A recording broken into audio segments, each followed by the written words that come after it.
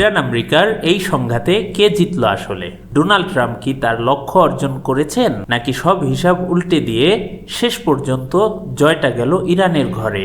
এই যুদ্ধে শুধু মিসাইল নয়, চলছে কৌশল, অর্থনীতি আর ক্ষমতার খেলা। আজকের ভিডিওতে আমরা দেখাবো ট্রাম্প কি পেলেন আর ইরান কিভাবে পুরো গেমটাই ঘুরিয়ে দিলেন। এই সংঘাতে ট্রাম্পের মূল লক্ষ্য ছিল তিনটি: ইরানের পারমাণবিক প্রোগ্রাম থামানো, মধ্যপ্রাচ্যে আমেরিকার শক্তি দেখানো, নিজের রাজনৈতিক ইমেজ শক্ত করা।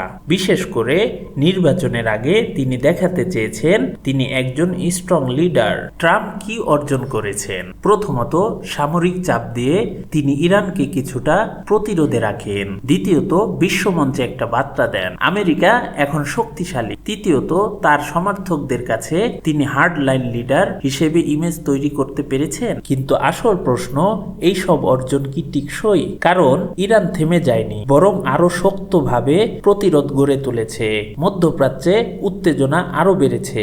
এমনকি অনেক বিশ্লেষক বলছেন এই যুদ্ধ ইরানকে আরো স্ট্রং করেছে। ইরান কিভাবে লাভবান হলো?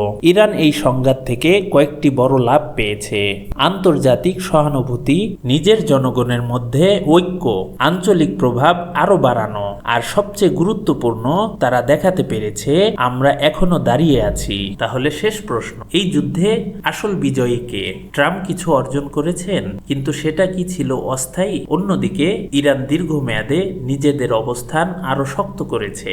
তাই অনেকের মতে এই খেলায় শেষ হাসিটা হয়তো ইরানেরই। আপনার কি মনে হয়, ট্রাম্প কি জিতেছেন নাকি ইরান? কমেন্টে জানান। আর এমন বিশ্লেষণ পেতে চ্যানেলটি সাবস্ক্রাইব করে আমাদের সঙ্গেই থাকুন।